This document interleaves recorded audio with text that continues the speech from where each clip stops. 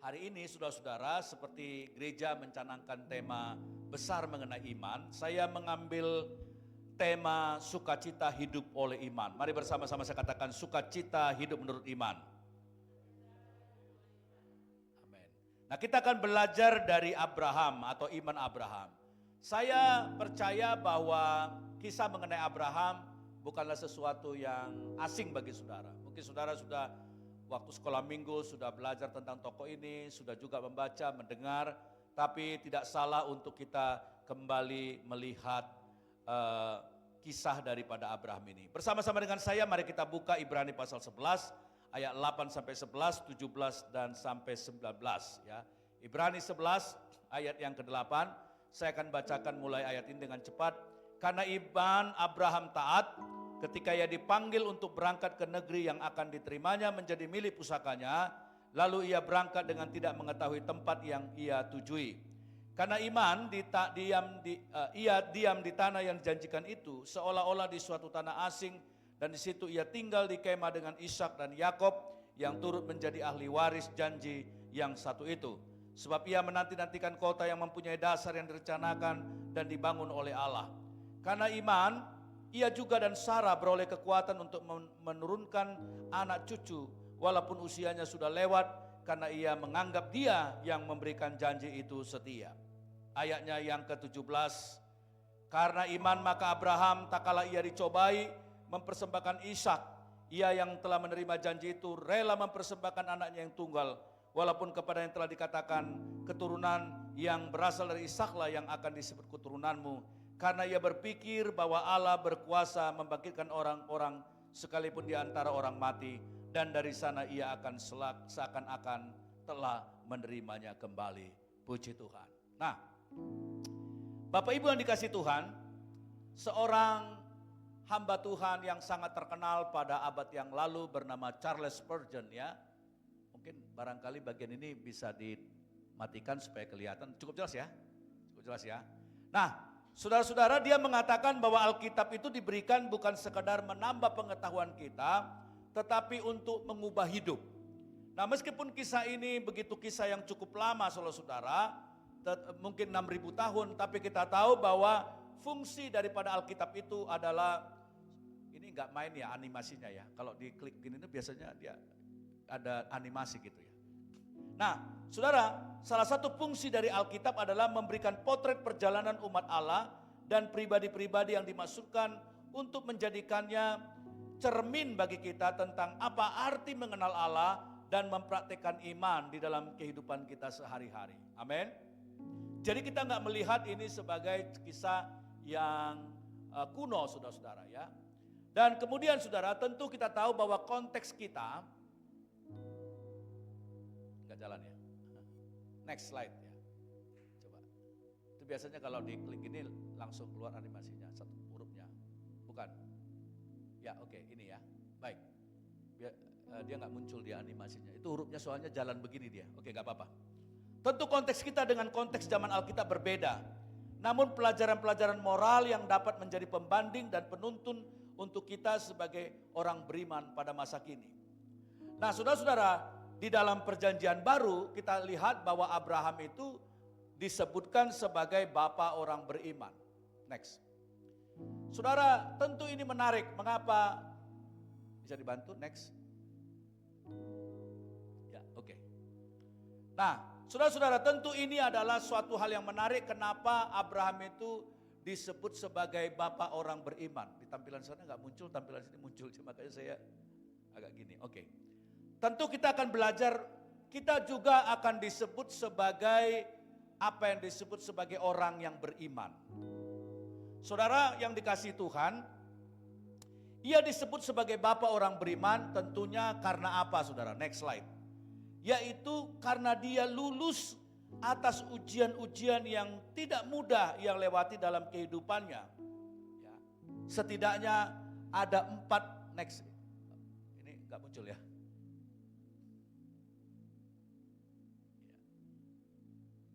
Bisa next. Ya, naik lagi. Satu lagi, naik lagi. Lagi.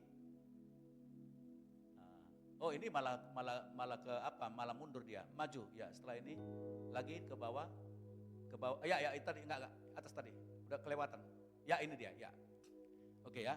Nah saudara-saudara, kita mungkin berpikir bahwa kata iman itu selalu terkait dengan apa yang disebut sebagai anugerah. Well iya, kita nggak ada usaha apapun, amin. Tapi itu terkait dengan iman kepada keselamatan. Artinya kita nggak punya usaha apa-apa kalau terkait dengan iman dalam pengertian keselamatan. Karena Yesus yang sudah menyelesaikan bagi kita. Tetapi ada jenis iman yang kedua yang terkait dengan bagaimana kita menghidupi firman itu di dalam kehidupan rohani kita. Nah untuk itu ada harga yang harus diambil untuk kita disebut sebagai orang yang beriman. Ya. Kenapa saya katakan? Karena kita akan belajar ternyata untuk disebut sebagai bapak orang beriman, setidaknya Abraham itu telah lulus 4 ujian. Ujian yang pertama yaitu Kejadian 12 ayat 1 sampai 4. Next. Saudara, dia lulus meninggalkan kampung halamannya. Saudara pasti tahu, saya nggak usah mengajak saudara untuk membaca Kejadian pasal 12 ayat 1 sampai 4. Tapi tadi sudah dibahas juga bahwa Abraham menerima suara Tuhan dan dia saudara mengambil keputusan untuk meninggalkan negerinya. Next slide. Meninggalkan rumah itu adalah suatu simbol, adalah simbol tindakan iman untuk meninggalkan kenyamanan, meninggalkan keluarga besar, meninggalkan para sahabat, dan apa yang selama ini melekat pada kita. Tapi meninggalkan di situ bukan sekedar meninggalkan for nothing, tapi meninggalkan untuk menggenapi rencana Tuhan. Ya. Saudara-saudara yang dikasihi Tuhan, tentu ini saudara hal yang tidak mudah saudara. Saya nggak tahu kehidupan saudara ya, tapi saya mau kesaksian tentang kehidupan saya, arti meninggalkan. Walaupun nanti banyak bagian Alkitab tentang meninggalkan. Saya jadi ingat tahun 88 ketika saya waktu itu mahasiswa manajemen di Medan. Ya, saya ini tidak pernah mimpi jadi pendeta. Amit-amit saya tidak mau jadi pendeta, ya. Tapi papa saya itu lebih dari 10 tahun dia berdoa supaya semua anak-anaknya jadi pendeta. Gila enggak, saudara? Papa saya itu 7 anaknya itu dia pingin semua jadi pendeta, saudara. Nah, karena rumah kami di kampung itu terbuat dari kayu, sehingga kalau papa saya berdoa, nangis-nangis itu kedengaran.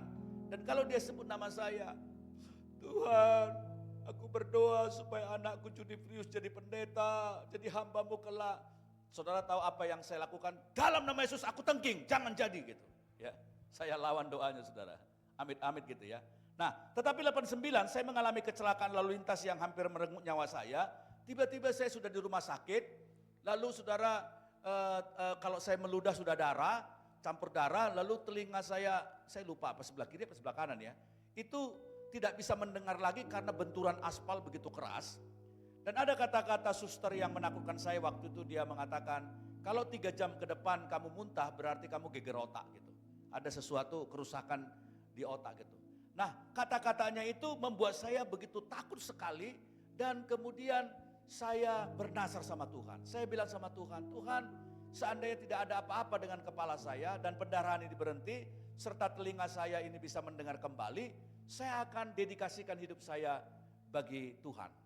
Dan puji Tuhan, Tuhan sembuhkan saya, normal telinga saya sampai sekarang. Dan waktu itu saya menyerahkan hidup saya kepada Tuhan.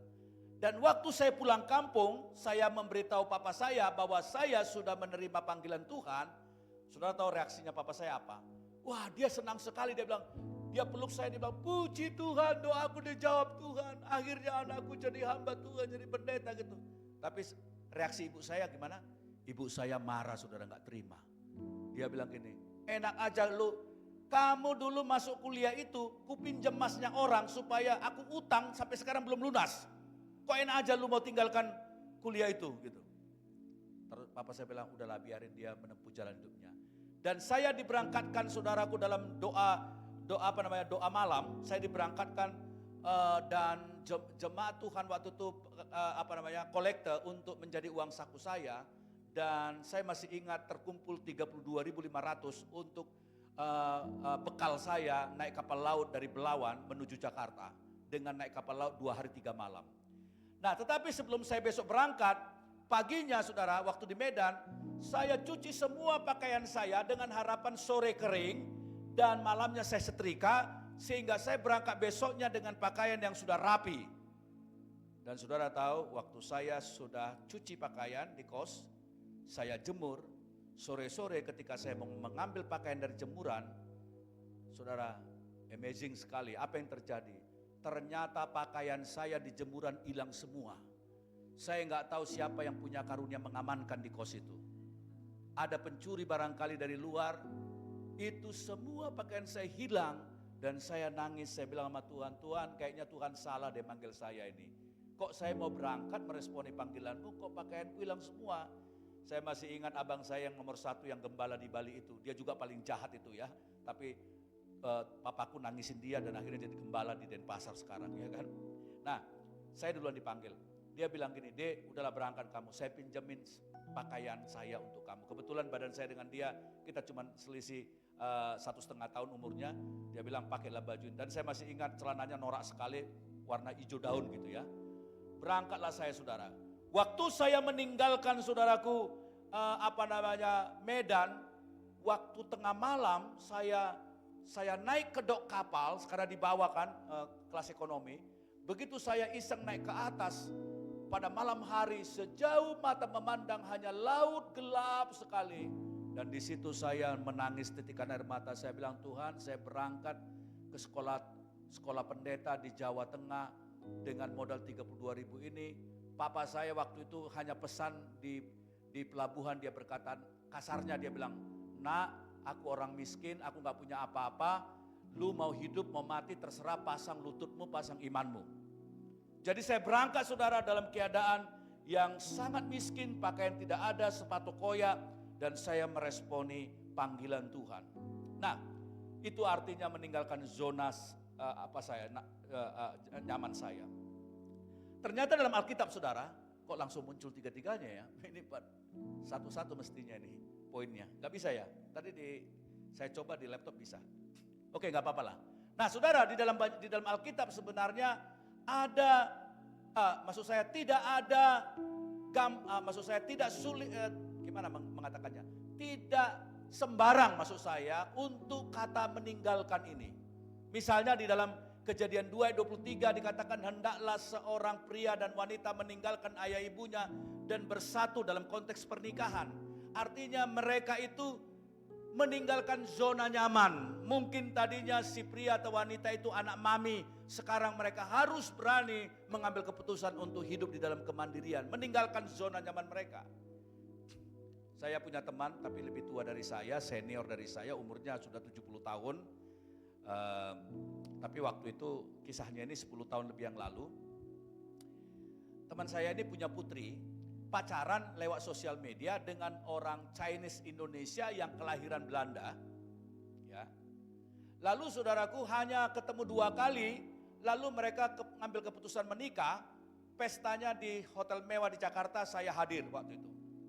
Dan setelah pesta pernikahan yang hanya singkat kenalan itu, diboponglah ini putrinya ini ke Belanda. Apa yang terjadi saudara-saudara, ternyata istrinya ini putrinya digebukin tiap hari sama suaminya, sampai berdarah-darah, sampai melibatkan polisi. Dan dia begitu marah, saya seumur umur gak pernah perlakukan kasar kepada putri saya, siapa kamu gitu. Dia berangkat ke Belanda mau jemput dia punya putri, tapi karena dimediasi sama keluarga, akhirnya apa saudara, akhirnya gak jadi cerai. Ternyata selidik punya selidik, saudara. Ternyata menurut papanya loh ya, bukan saya ya. Ini bukan gosip, papanya pernah cerita ke saya. Ternyata suaminya ini anak mami dan tidak pernah siap untuk menikah sebenarnya, nggak dewasa. Apa-apa dikit tanya maminya, apa-apa dibelakang maminya. Istrinya merasa tersinggung, lah saya ini siapa gitu ya. Bukan berarti kalau kita menikah nggak perlu lagi orang tua nasihatnya, nggak pernah apa. Tapi ini artinya meninggalkan ayah dan ibu, artinya kita mengambil keputusan untuk mandiri. Yang kedua, dalam 2 Korintus 6 ayat 16, kata meninggalkan di situ adalah keluar dari dosa, dari kehidupan yang najis. Sehingga saudara ada sesuatu ketika kita bicara beriman, artinya kita meninggalkan hobi-hobi yang berdosa, kebiasaan-kebiasaan yang berdosa, dan juga saudara kehidupan lama kita. harus kita tinggalkan. Bukan dunia dalam pengertian kosmos ini. Dunia itu adalah dalam pengertian kesenangan-kesenangannya yang menyakitkan hati Tuhan. Ya. Waktu Yesus menyuruh para murid meninggalkan jalannya untuk kemudian mengikut dia dan melakukan pekerjaannya dalam Lukas 5 ayat 1 sampai 11, itu juga berbicara tentang suatu tindakan untuk keluar dari zona nyaman, dari apa yang mereka anggap sebagai, katakanlah, ya next, dibuka. Apa yang disebut sebagai jala itu adalah simbol dari kehidupan, bukan? Yang ini oh beda ya. Ya. Yaitu adalah suatu sikap bagaimana mereka ini meninggalkan apa yang dipersepsikan sebagai gantungan hidup mereka. Jadi kebayang gak saudaraku, ujian pertama dari orang beriman adalah apakah saudara siap meninggalkan zona nyaman saudara? Apa itu? Pertama, sikap berpusat pada diri sendiri. Sikap egois, sikap hanya mau dilayani. Zona nyaman itu adalah juga kebiasaan-kebiasaan yang berdosa. Kalau kita mau disebut orang beriman, artinya bukan sekedar Kristus sudah mati bagi kita, tapi bagaimana diri kita juga adalah perlu meninggalkan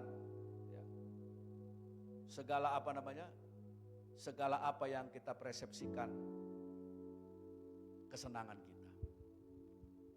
Saya sadar waktu saya mengambil keputusan jadi hamba Tuhan, ya, saya siap dengan segala konsekuensinya.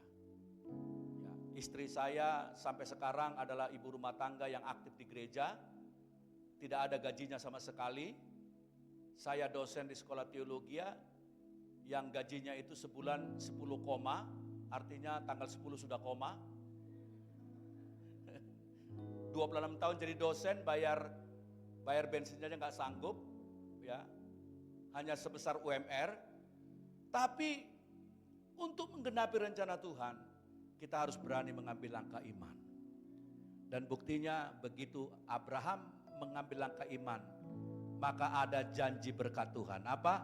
Aku akan memberkati engkau dan akan mengutuk orang yang mengutuk engkau, dan engkau akan menjadi berkat bagi bangsa-bangsa. Amin. Jadi seorang yang berani mengambil keputusan untuk meninggalkan zona nyaman bagi kemuliaan Tuhan, pasti diikuti oleh berkat-berkat Tuhan. Amin. Iya saudara.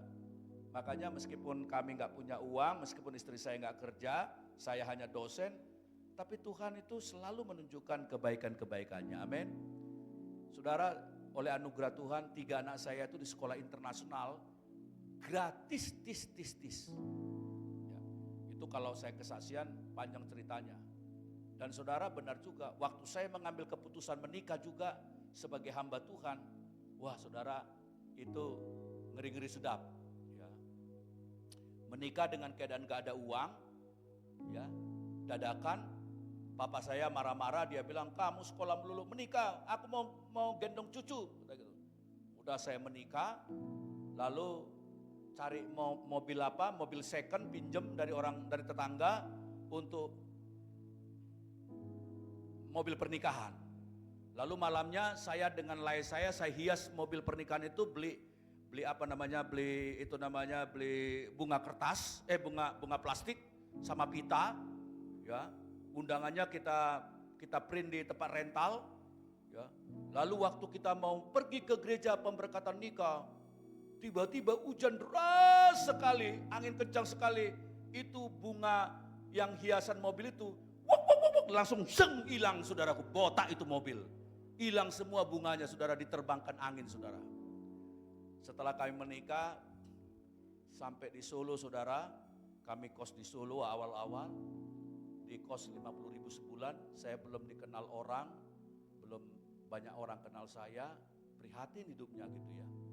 Satu kali istri saya itu kalau setiap kali beli daging sama daging sama sayuran, dia selalu titip di kulkas pemilik kontrakan ini. Jadi dia ada orang Chinese punya kontrakan 10 kamar gitu, masih baru, kami adalah pengontrak di situ, ada 2 kamar yang sudah dikontrak termasuk kami, tapi dia ada rumahnya di sebelahnya. Jadi istri saya selalu beli daging, beli sayur, selalu titip di kulkasnya pemilik kontrakan.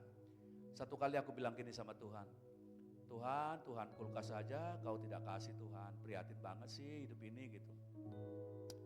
Saudara, 2 minggu kemudian kurang lebih, ada teman kuliah istri saya, dia adalah penerus dari pelayanan papanya gereja terbesar di Solo pada waktu itu. Dia menikah, diundanglah kami. Karena kami telah datang, kami di balkon lantai 3 karena penuh itu.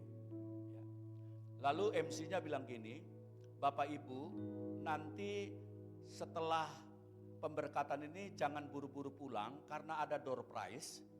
Dan setelah itu door prize nanti dibagikan, kita akan resepsi di sebelah, ada makan gitu. Ya sudah saudara, door prize-nya banyak sekali, ada gitar, sepeda, ada kulkas, ada jam dinding, macam-macam, ada gelas. Lalu panitianya gini, dikocok nomornya. Kamu ambil nomornya, diambil. Yang dapat kipas angin, misalnya ya, lantai 1 baris 5 bangku 6. Oh kamu, serahin. Kocok lagi, kamu sini ambil. Yang dapat sepeda, Siano lantai 2 baris 5 nomor sini. Kamu ambil. Banyak sekali saudara dikocok-kocok gitu. Nah hadiah utamanya kulkas, dikocok. Lalu dia bilang, kamu mau ambil, cabut.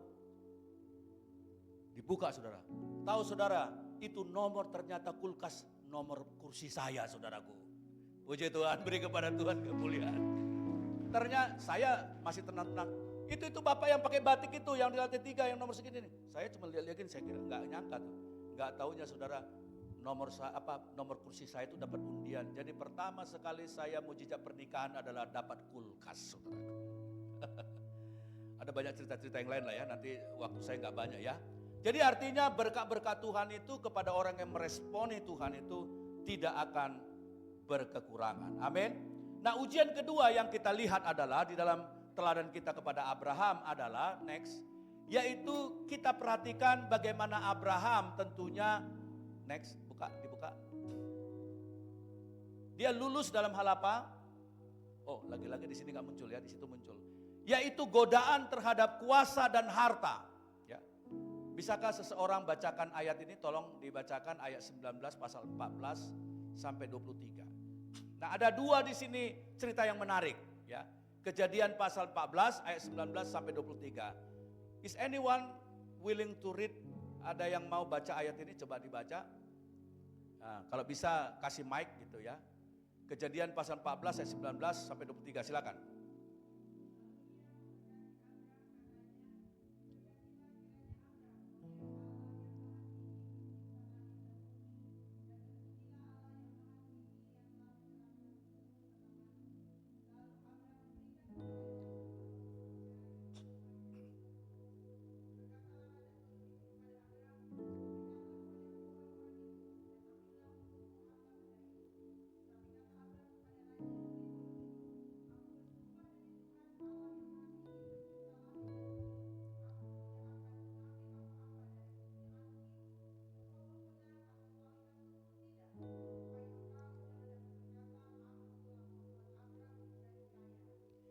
Nah, perhatikan saudara, ada 2 konteks di sini yang menarik bagaimana dia ujiannya lulus. Yang pertama, next slide.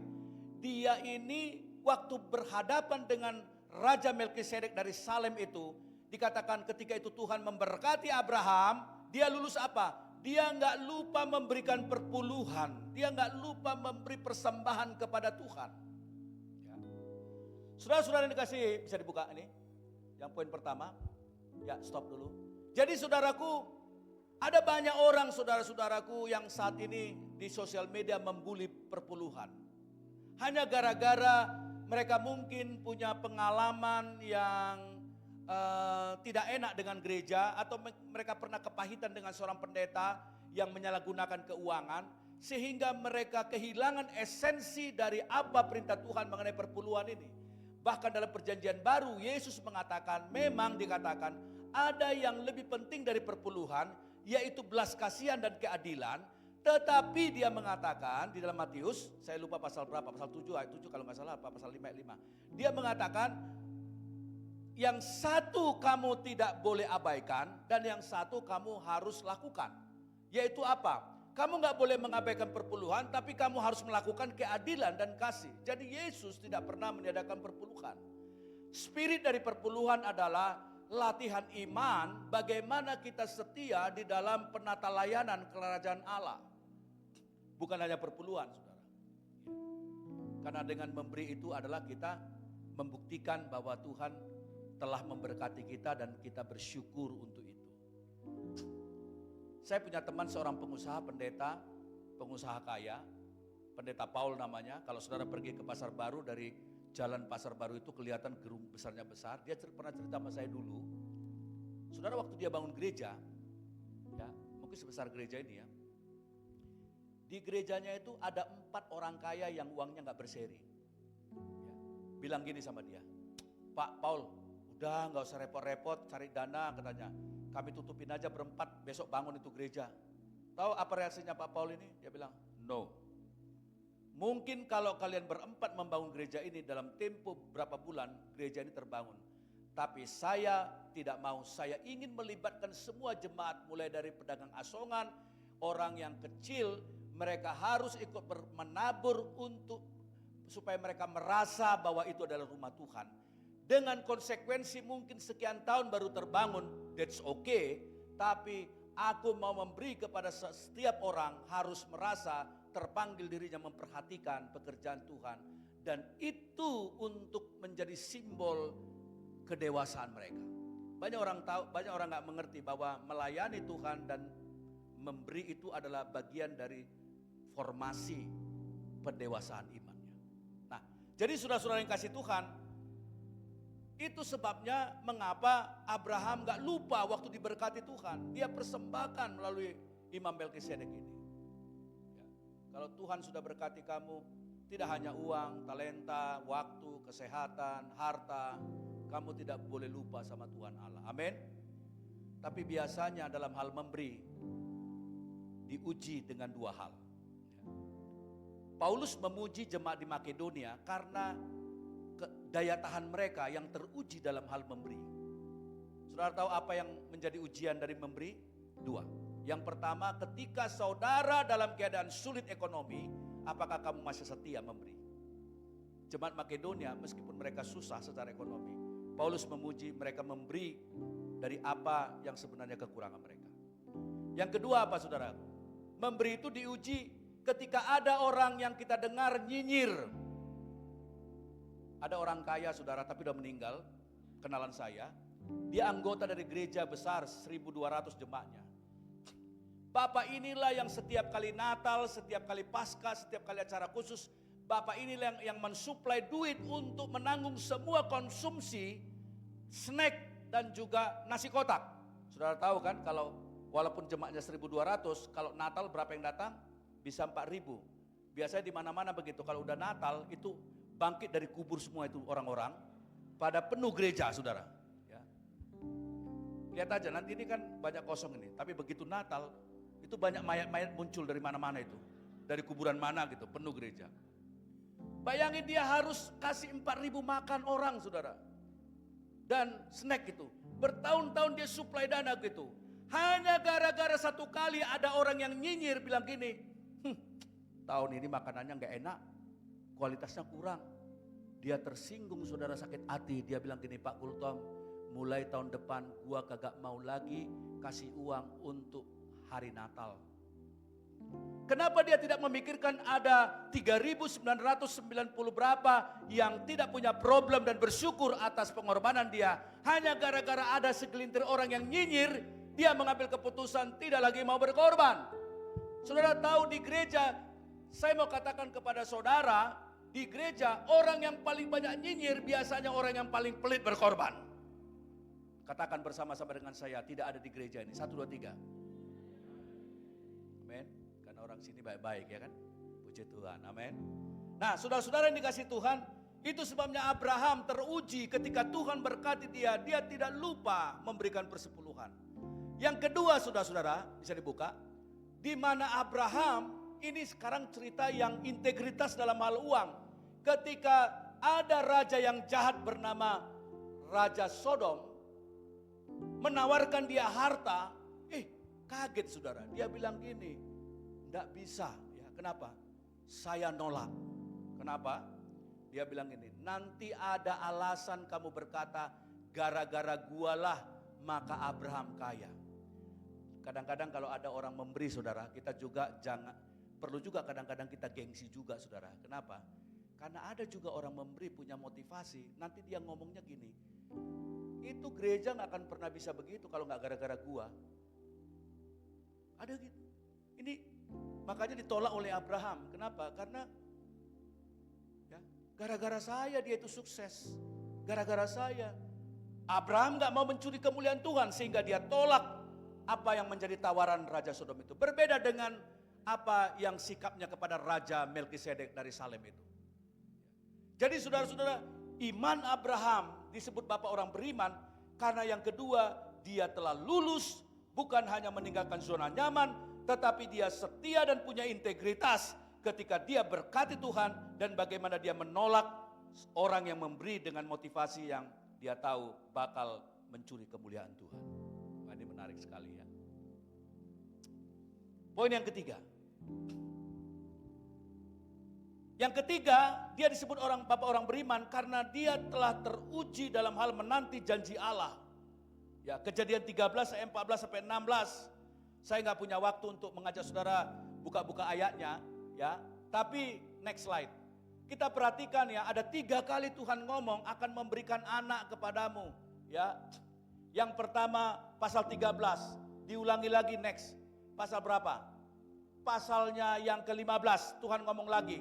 Kalau yang di sana Abraham, lihatlah debu yang begitu banyak, begitulah keturunanmu. Mungkin Abraham batin, boro-boro debu satu aja gak ada. Yang kedua, dia bilang lihatlah bintang-bintang di langit itu banyak, akan kuberikan keturunanmu. Boro-boro satu aja gak ada.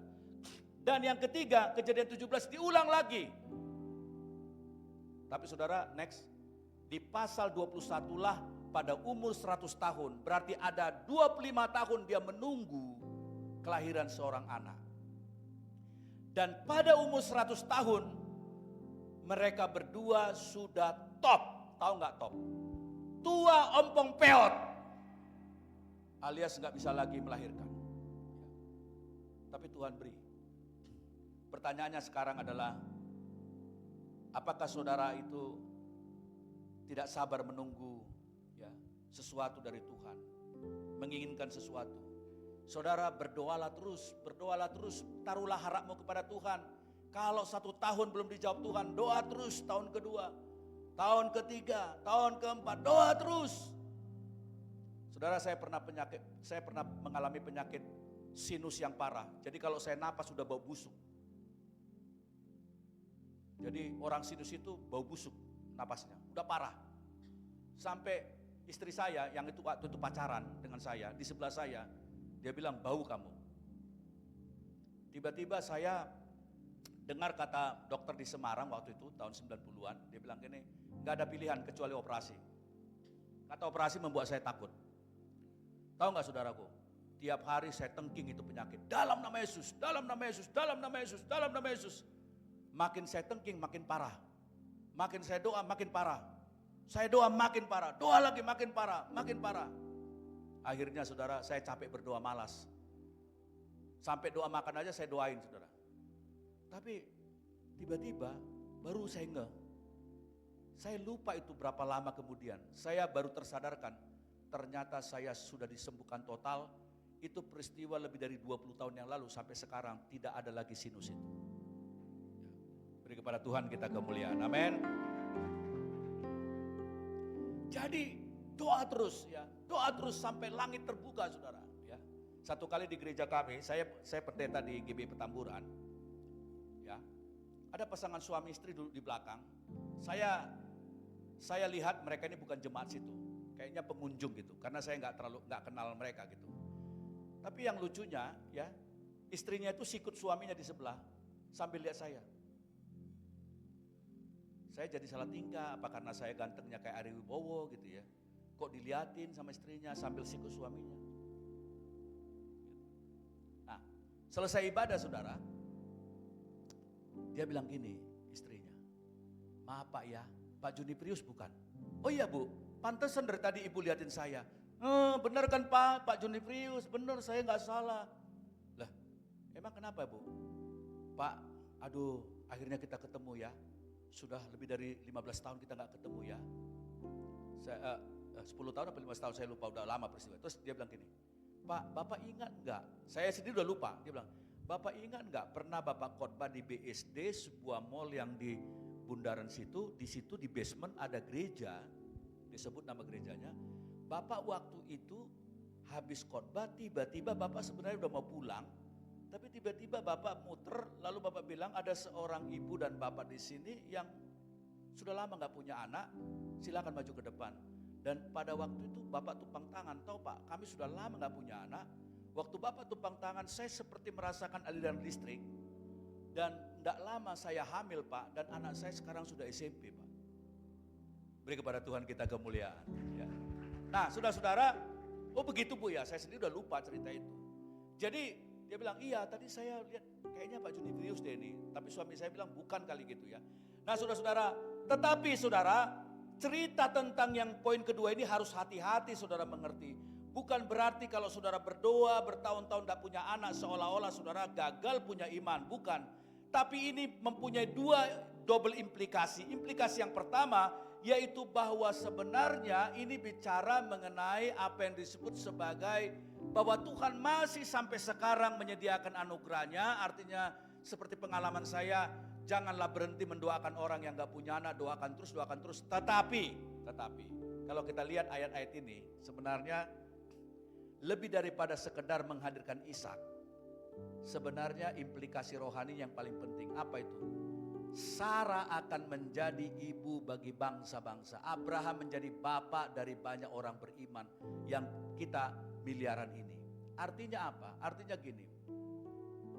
Saya sudah menyaksikan banyak pendeta yang sampai mati tidak punya anak. Sampai sudah pensiun gak punya anak. Let's say Pak Timotius Arifin kurang apa ya.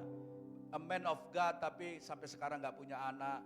Kita lihat Daniel Alexander tidak punya anak. Tapi Anda perhatikan bagaimana orang-orang ini meskipun tidak punya anak lahiriah, tapi telah membesarkan dan mengangkat banyak anak-anak dan memberikan pada mereka kehidupan dan kerohanian. Kita lihat bagaimana Daniel Alexander dipanggil di Metro TV, bagaimana dia bersaksi anak-anak yang dibuang orang tuanya, dipungut, disekolahkan, ada sekarang jadi dokter, jadi pengacara. Bukankah kita melihat bahwa ini adalah suatu penggenapan janji Allah juga terhadap apa yang disebut dengan menjadi bapa bagi banyak orang. Contoh berikutnya, saya mengenal ada seorang ibu orang Ambon, Ibu Ruth namanya, saya lupa farmnya apa, Tomagua atau apa gitu orang Ambon. Dia punya suami Andrew namanya orang Inggris, saya lupa karena ini baru aja muncul di pikiran saya sehingga saya nggak tunjukkan fotonya karena saya nggak rencana cerita mengenai mereka, tapi saya tiba-tiba ingat. Waktu kami tinggal di Inggris beberapa tahun yang lalu, kami tinggal di kota Oxford. Kami berkunjung ke rumah Ibu Ruth ini, dia tinggal di Chesterfield, yaitu 4 jam dari Oxford naik bus. Kami menginap 2 malam di rumahnya. Ibu Ruth ini punya suami Andrew orang Inggris, dia adalah engineer kapal laut. Sehingga dia pulang ke rumah hanya 3 kali setahun. Ya, 3 kali setahun suaminya ini pulang ke rumah. Dan kami menginap di sana. Ternyata saudara, saya melihat ibu yang sederhana ini pendidikannya nggak tinggi. Ya, saudara-saudara sampai sekarang mungkin sudah lebih dari 45 tahun menikah tidak punya anak dan suaminya sudah pensiun sekarang. Tapi waktu kami masih di sana belum pensiun. Saudara, ternyata ibu ini luar biasa menjadi ibu bagi banyak anak-anak muda. Kenapa? Karena di kota Sheffield itu ada satu universitas namanya di University of Sheffield. Itu setiap tahun pemerintah China mengirimkan ribuan anak-anak Cina untuk studi hukum, studi kedokteran, studi ekonomi. Di Sheffield University itu ribuan anak Cina dikirim ke sana dan juga orang-orang Chinese dari Malaysia, saudara. Dan saudara tahu apa yang dilakukan oleh Ibu Ruth ini, saudara? Setiap kali musim pendaftaran mahasiswa baru dan datang gelombang untuk datang studi di sana, dia sudah siap di bandara dan dia pakai kartu nama. Dia langsung temuin orang-orang yang mendarat itu, anak-anak muda itu. Dia bilang gini, I am Indonesian, I am your mother here. If anything that you need, this is my name card. Dia bilang, kalau kamu butuh apa-apa ya nak ya, saya orang Indonesia, saya ibu kalian, saya akan willing to help you. Nah, mereka tinggal di asrama dan seringkali Ibu Ruth ini, saudara, kunjungi anak-anak itu. Kalau mereka sakit didoakan, kalau ulang tahun dibikin party, dia begitu dekat sama anak-anak ini. Dan ketika kami melewatkan hari Minggu di situ, kami beribadah di gereja, dia bilang gini sama saya, Ibu Ruth ini, Pak Gultom, itu pemain drum, singer, pemain gitar itu dulu datang ke sini ateis. Tapi saya jangkau mereka dan sekarang mereka menjadi anak Tuhan. Beri kepada Tuhan kemuliaan. Dan sampai detik ini, sudah ratusan anak-anak muda ateis dimenangkan oleh Ibu Ruth ini. Dan bukan hanya dimenangkan, mereka menganggap ibu ini sebagai ibunya, saudara. Kalau saudara lihat di Facebooknya, itu dia selalu dekat dengan anak-anak itu ada. Ya, saya punya filenya, cuman tadi karena nggak rencana ngomong ini, saya nggak bawa. Nah, saudara, artinya saudara-saudara bahwa iman yang dikatakan di sini mengenai menunggu janji Allah adalah lebih daripada apa yang secara fisik, ya. Tahukah saudara, sebenarnya lebih daripada itu, next, ada janji yang paling penting yang dimana kita harus tunggu, yaitu apa? Next. Ya, oke. Ini tadi saya sudah jelaskan. Next. Kita lihat bahwa yang paling penting yang masih lama nggak tahu kapan akan terjadi adalah ini, yaitu kedatangan Yesus yang kedua kali. Amin. Tapi seperti dia berjanji kepada Abraham dan Sarah yang ditepatinya, karena dia yang berjanji itu setia kata Alkitab tadi, maka janji kedatangan Tuhan juga satu kali akan digenapi oleh Tuhan. Amin. Haleluya.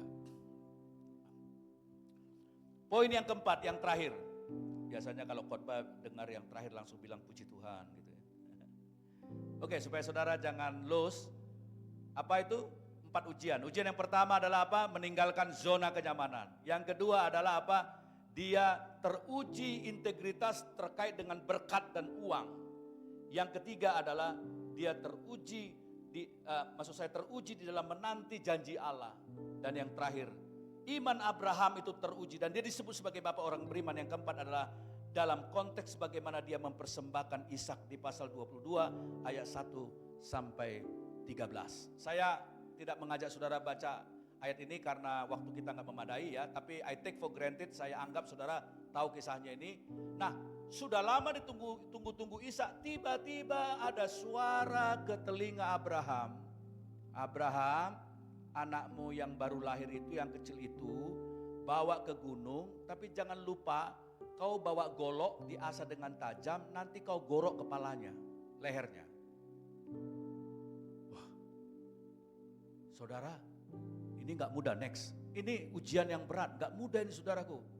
Mungkin kalau saya, anak saya kan ada yang paling kecil namanya Jonathan. Mungkin kalau saya dengar suara bilang gini, Gultom bawa anakmu yang si Jo itu ke puncak, jangan lupa bawa golok untuk menggorok leher anakmu. Mungkin dengan cepat saya katakan, dalam nama Yesus setan keluar. Ya kan? Saya gak percaya itu suara Tuhan. Tetapi Alkitab tidak menggambarkan suasana batin daripada Abraham ketika mendengar ini. Just simply dia taat. Ya. Next. Tahukah Anda dalam kenyataannya apa yang mau diharapkan adalah apa yang sangat dan paling berharga dari kita. Satu waktu bukan tidak mungkin akan diminta oleh Allah. Seperti next, Bapa di sorga sendiri juga telah memberikan apa yang paling berharga yang ia miliki, yaitu anaknya yang tunggal seperti Abraham ini, untuk dipersembahkan bagi keselamatan kita. Next, apakah kita juga bersedia mempersembahkan apa yang terbaik dari kita? Mungkin kita saudara, bukan mungkin ya, mungkin saya akan mengatakan kepada saudara, jangan secara harafiah kita memahami ini, tapi sebenarnya ini adalah tentang, kalau saudara mau disebut sebagai orang beriman, bukan tidak mungkin satu kali Tuhan meminta yang terbaik dari hidupmu. Dan pada saat itu Tuhan ingin melihat sikap kita. Saya akan cerita pengalaman saya di akhir khotbah ini tentang konteks ini ya. Saya pernah melakukan sesuatu, tapi tolong jangan ditiru ini ya. Saya disclaimer dulu, apa yang kesaksian saya ini tidak berlaku untuk semua orang. Tentang saya pernah secara ekstrim melakukan sesuatu yang memberikan yang terbaik yang saya punya. Sekali lagi jangan tiru ini ya. Jadi ceritanya begini. Waktu saya menikah, kan ada cincin perkawinan ditukar di gereja. Lalu waktu itu sebenarnya saya lagi proses penyelesaian studi saya S2 di Korea Selatan 97. Saya ambil S2 dapat beasiswa, tapi seperti kata saya tadi, karena papa saya tuh maksa-maksa, ngapain kamu sekolah-sekolah terus, menikah aja gitu ya. Saya pulang, menikah dulu, lalu setelah saya menikah bulan madu, lalu kita ke Solo. Saya tinggalkan istri saya di Solo, saya bilang saya tanggung sekali bawa kamu karena tinggal berapa bulan lagi dan lagi pula beasiswanya untuk 1 orang. Jadi kamu tinggal di Solo ya, saya mau selesaikan tesis saya sehingga nanti saya akan pulang ke Indonesia. Dia bersedia dan tiba-tiba terjadi kerusuhan Mei 98. Wah, saya waktu itu takut sekali karena saya nggak bisa kontak istri saya. Apalagi istri saya kos itu di tempat orang Chinese dan waktu itu ada sentimen orang China gitu, orang etnis Tionghoa. Waduh, ini bisa bahaya istri saya. Terus istri saya mengurus paspor juga nggak bisa, kantor imigrasi semua tutup, kerusuhan segala macam. Nah, singkat cerita akhirnya saya selesaikanlah studi saya, tapi saya bilang sama sekolah saya nggak butuh wisuda karena saya akan cepat-cepat pulang. Dan saya bilang yang penting nanti kirim aja ijazahnya. Oke, siap. Selesai ujian tesis saya balik. Nah, waktu saya balik, kami udah pindah ke Jakarta. Istri saya perhatikan, sorry, belum sampai ke sana. Jadi ini saya jadi kelupaan satu episode. Jadi waktu terjadi kerusuhan itu di sekolah kami di Korea menyelenggarakan seminar misi. Nah, ada plenary session, pembicaranya bla bla bla bla bla bla. Lalu waktu lokakarya, MC-nya bilang gini, kita akan bagi track ya beberapa ruangan ini. Anda yang mau mengikuti sesi misi untuk Afrika di sana ruangannya. Anda yang mau Amerika Latin di sana ruangannya. Anda yang mau mengikuti sesi negara-negara ASEAN, Indonesia, Vietnam, Kamboja dan seterusnya Myanmar, itu ruangannya. Di sana ada sesi. Lalu saya saudara masuk ke ruangan itu. Nah, ternyata di ruangan itu selain ada presentasi mengenai misi Asia Tenggara, sesi itu menjadi sesi keprihatinan terhadap kerusuhan di Indonesia. Dan MC-nya bilang gini, kita tidak hanya tidak hanya seminar, tapi kita mau ambil persembahan misi untuk Indonesia. Saudara tahu waktu mau kantong kolektor mau dijalankan, di kantong saya masih ingat hanya ada 20.000 won. 20.000 won itu setara dengan 200.000 dan itu pun adalah uang jajan saya untuk bertahan hidup beberapa minggu ke depan. Tapi hati saya berkecamuk ingin memberi bagi misi Indonesia, tapi saya nggak punya apa-apa. Saya bilang, Tuhan terlalu sedikit ini 20.000 ini Tuhan. Saya mau pingin sekali memberi bagi misi. Saudara tahu tiba-tiba saya dengar suara Tuhan. Suaranya bilang gini, kasih yang berharga di tubuhmu. Saya lihat apa ya? Berharga, celananya celana murahan ini, sepatu juga sepatu butut ini. Apa ya? Sementara kantong persembahan udah jalan, udah dekat nih. Masih suara itu lagi, kasih yang berharga di tubuhmu. Saya nggak tahu kenapa tiba-tiba mata saya tertuju ke cincin kawin saya. Begitu nyampe tanpa pikir panjang, saya copot cincin kawin saya masukkan ke kantong kolektor itu. Ini persembahan saya. Udah, begitu saya pulang ke Indonesia, menyambut tadi cerita tadi, saya nyambut ke Indonesia. Istri saya ini perhatikan saya gitu jarinya, baru dia ngeh. Loh, ini suamiku kok cincin kawinnya nggak ada. Apakah sudah dipelet sama cewek Korea barangkali? Jangan-jangan diam-diam kawin lagi di sana gitu ya.